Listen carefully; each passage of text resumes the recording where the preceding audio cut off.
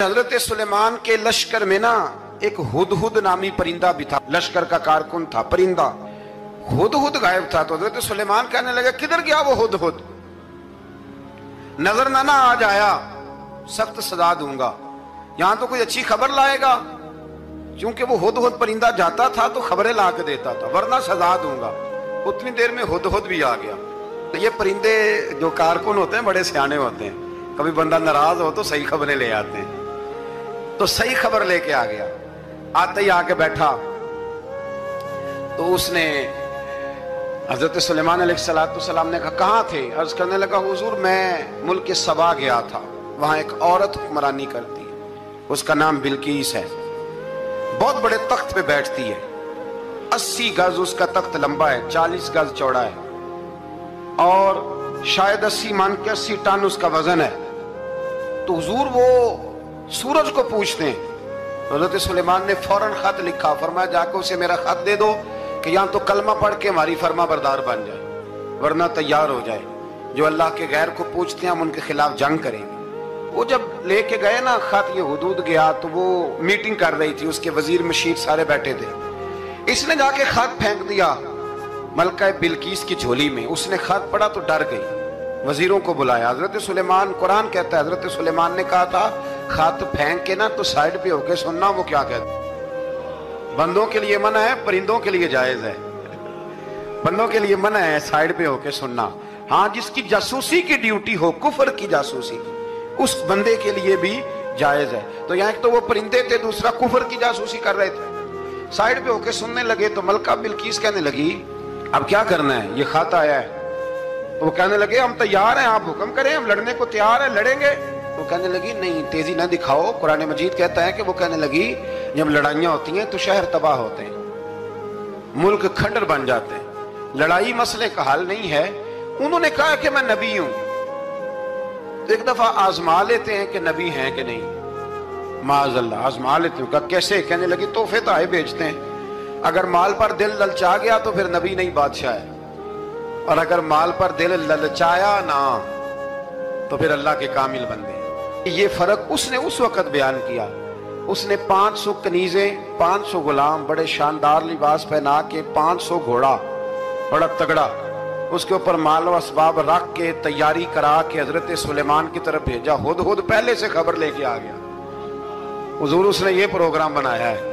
वो जब आया सारा कुछ तो हजरत सुलेमान देख के जलाल में आ गए, फरमाने लगे उसे जाके कह दो तू मुझे क्या तोहफे भेजेगी, मेरे रब ने मुझे माला माल फरमाया हुआ है, ने माला माल किया मेरे मालिक ने। जा उसे जाके कह तू क्या तोहफे देगी। जब रब देता है तो फिर कोई कमी ना ना वो नहीं छोड़ता। बंदे क्या दे सकते हैं, बंदे तो बेचारे 10 दे के तो 10 दिन उनकी आंखें नहीं खुलती। फरमाया मुझे अल्लाह ने जो दिया है क्या बात है उसके देने की। तो फरमाया उसे कहो या फरमाबरदार होके आ जाए या जंग के लिए तैयार हो जाए, हम उसे उसके शहर से जलील करके निकाल देंगे। उसने जाकर जब पैगाम दिया तो और उन लोगों ने भी आके बताया कि वहां तो हम अजीब मंजर देख के आए हैं कि जानवर भी हाथ बांधे खड़े हैं, वहां तो जिन्नात, सरकश जिन्नात खड़े हैं। वो बादशाह नहीं, वो नबी हैं, वो जो 500 गुलाम और 500 कनीजे गई थी, हवाल सुनाया आके। तो मलका बिल्कीस ने फिर खत लिखा कि मैं फरमा बरदार होके आ रही हूँ। माना क्या है, मैं कलमा पढ़ने के लिए आ रही हूँ। तो हज़रत सुलेमान ने कहा भाई अब इस तरह करो, जरा फर्श बिछाओ। उन्होंने फर्श बिछाया, इस तरह का कि ऊपर फर्श था, नीचे मछलियां तैर रही थी, लग रहा था दरिया है। ड्यूटी लगा दी, जिन्नात ने बिछा दिया। उधर हजरत सैयदना सुलेमान फरमाने लगे अब चूंकि मान के आ रही है तो उसे अपनी नबुव्वत की अलामतें भी दिखानी है। उसने तख्त बड़ा शानदार बनवाया था, और खवातीन में जो आदतें खवातीन वाली होती हैं वो जाती नहीं। वो 7 कमरों में ना पीछे अपना तख्त रख के तो 7 दरवाजे बंद करके आए। उस जमाने में एक रिवाज था, वो जुलेखा ने भी 7 दरवाजे मुकफ्फल के एक रिवाज था। एक कमरा, फिर कमरे के पीछे कमरा, फिर उसके पीछे कमरा, फिर उसके पीछे कमरा, और उसको बड़े मोटे ताले लगाए जाते थे। और फलसफा ये था कि एक ताला तोड़ेगा कोई तो जब तक सिपाही आ जाएंगे, और अगर उसके तोड़ने तक ना आए तो दूसरे के तोड़ने तक आ जाएंगे, और उसके तोड़ने तक ना आए तो 7वें तक तो आ ही जाएंगे। ये उन लोगों का नफसियाती मामला था, सोच थी।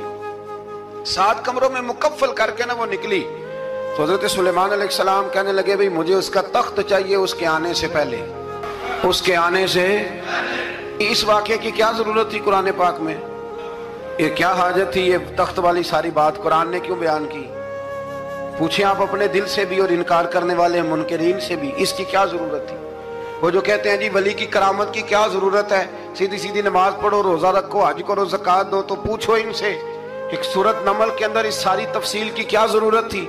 ختم ہو گئی جب وہ کلمہ جو پڑھ رہی ہے تو پھر اس سارے واقعے کو رب کیوں بیان فرماتا ہے؟ حضرت سیدنا سلیمان فرمانے لگے تخت چاہیے، اور چاہیے اس کے آنے سے پہلے۔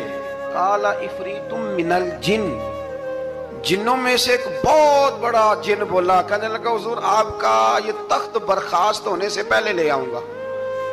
یہ جو آپ میٹنگ کر رہے ہیں نا، یا فیصلے ختم، کچھ نے لکھا صبح سے شام تک میٹنگ ہوتی ہے اور اس کو آنے میں پتہ نہیں کتنے دن لگیں گے، تو میں یہ برخاست ہونے سے پہلے، اور کچھ نے کہا جی آپ شرط کیوں لگاتے ہیں کہ صبح سے شام تک ہوتی ہے؟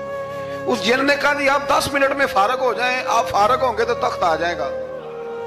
مفسرین نے لکھا ہے کہ جب قرآن کہتا ہے کہ اس نے کہا کہ آپ کے فارغ ہونے سے پہلے، اس کا مطلب ہے کہ جب آپ اٹھیں گے یہ جگہ خالی کر دیں گے تو تخت یہاں آئے گا۔ تو حضرت سلیمان کی تو بادشاہت تھی نا زمانے پہ، فرمانے لگے نہیں نہیں تو لیٹ ہے، تو لیٹ ہے، تو ہمیں جانتا ہی نہیں، یہ تو لیٹ ہے، ابھی ہماری طاقت اس سے زیادہ ہے۔ بڑی کمال بات لکھی ہے لکھنے والوں نے۔ ایک مفسر نے لکھا ہے کہ ابھی حضرت سلیمان نے غلاموں سے منگوایا ہے، اپنی بات کوئی نہیں کی، یہ حال ہے ان کے غلاموں کا، تو سردار کا عالم کیا ہوگا؟